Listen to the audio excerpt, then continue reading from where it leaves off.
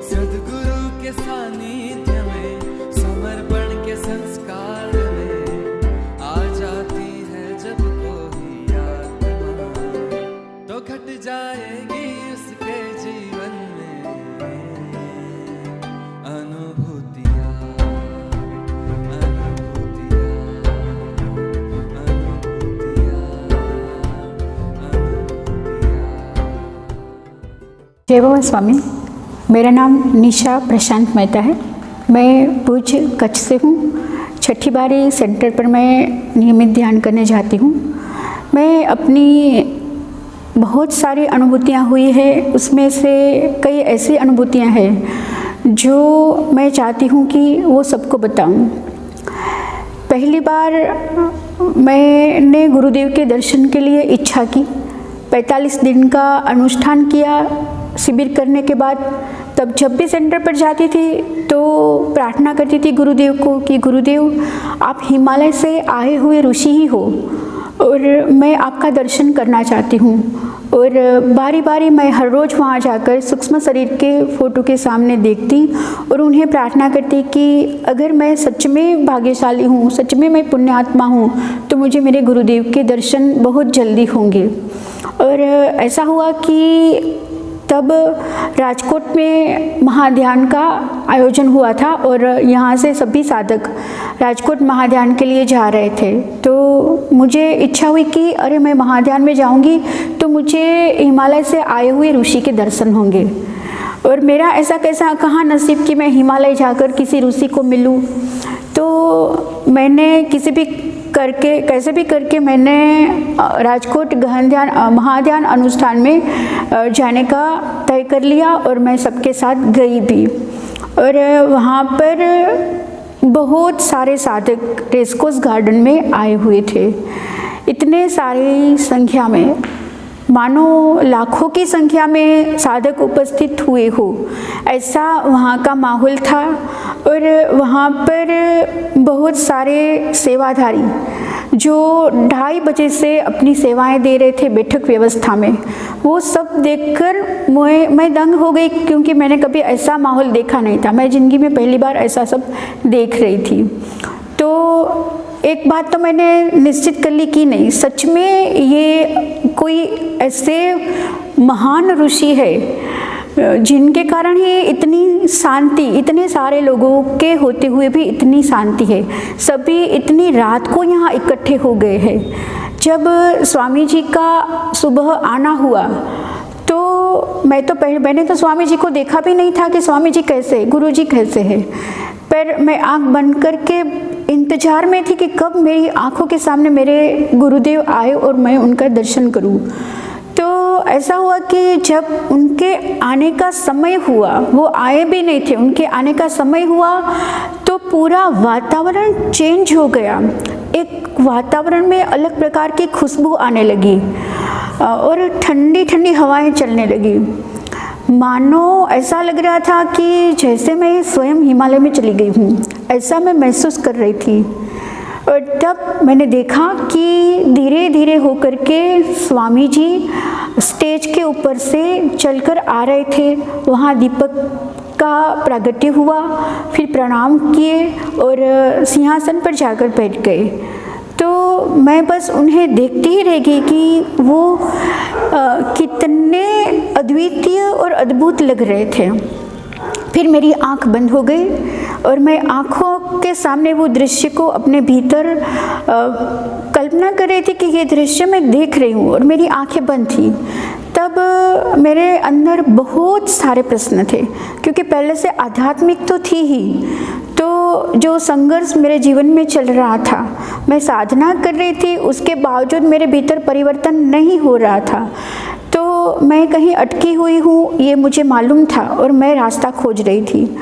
तब जब जब स्वामी जी को मैंने देखा तो मन ही मन मैंने यहीं पर बैठ के प्रश्न किया, क्योंकि मेरा मानना था कि जो गुरु होते वो सूक्ष्म से सब जान लेते हैं। तो मैंने वहाँ बैठकर ही प्रश्न किया कि स्वामी जी, हम तो चारों ओर ऐसे लोगों से, ऐसे परिस्थितियों से जुड़े रहते हैं, वहाँ एक सच्चा इंसान जी नहीं सकता, एक साधनात्मक व्यक्ति अपनी साधना नहीं कर सकता, क्योंकि ऐसे ऐसे माहौल में ऐसे ऐसे व्यक्तियों के पास जाना पड़ता है जो हमारे चित्त को नष्ट करते हैं, हमारे अच्छे भाव को भी बुरे भाव में बदल देते हैं। ऐसे लोगों के बीच रहकर साधना कैसे हो सकती है?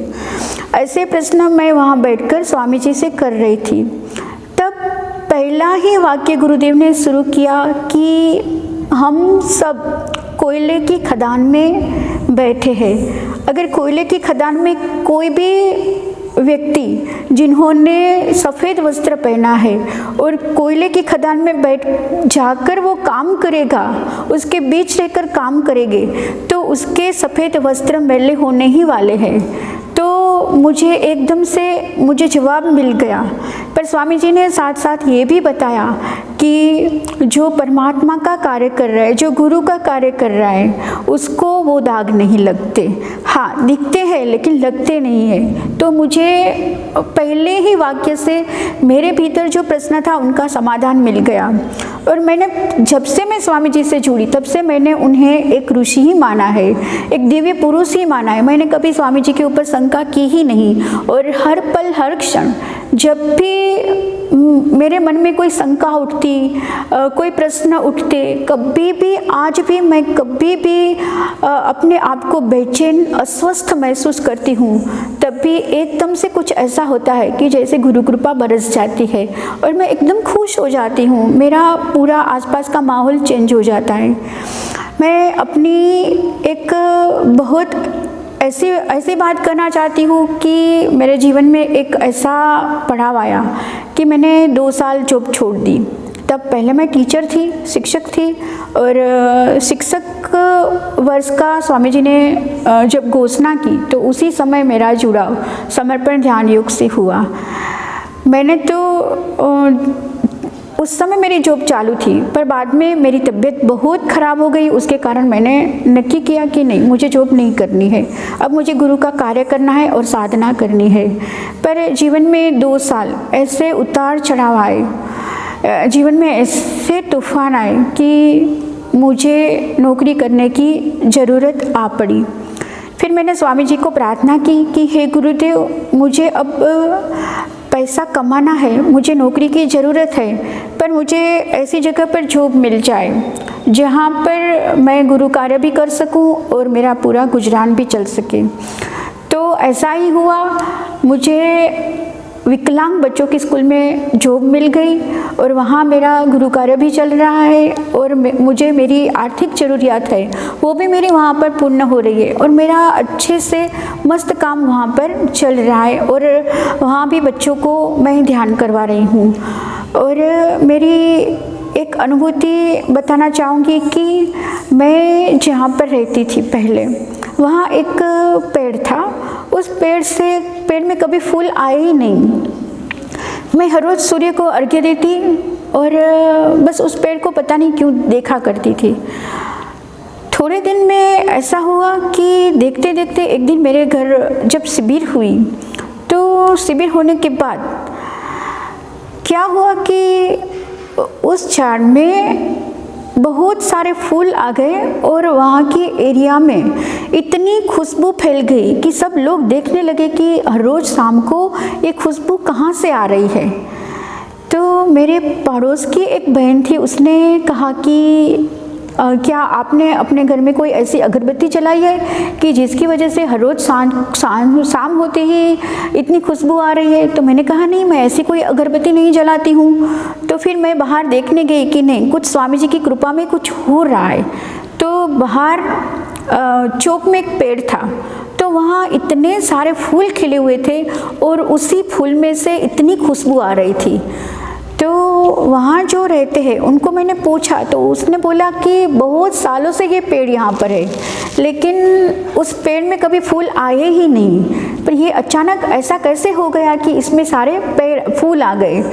अब देखने की बात ये थी कि मैं 2, 4, 5 दिन से ये सोच रही थी कि इसमें इस पेड़ में कौन से फूल आते होंगे, कैसे फूल आते होंगे। तो ऐसा मैं 5 दिन से सोच रही थी और 5वें दिन पूरा पेड़ फूलों से खिल गया था। उसी घर में मेरी एक अनुभूति ये हुई कि मैं गुरुदेव का ग्रंथ पढ़कर सो गई और सोने के बाद बस ऐसे ही मुझे ये ख्याल आया कि यहाँ पर चिड़िया नहीं दिख रही है और बहुत सारी चिड़िया अभी वो प्रजाति अब नष्ट हो चुकी है और इसलिए यहाँ पर चिड़िया नहीं दिख रही। ऐसा सोचकर बस ऐसे ही मैं सो गई। मेरे दिमाग में सोते वक्त बहुत सारी चिड़िया थी।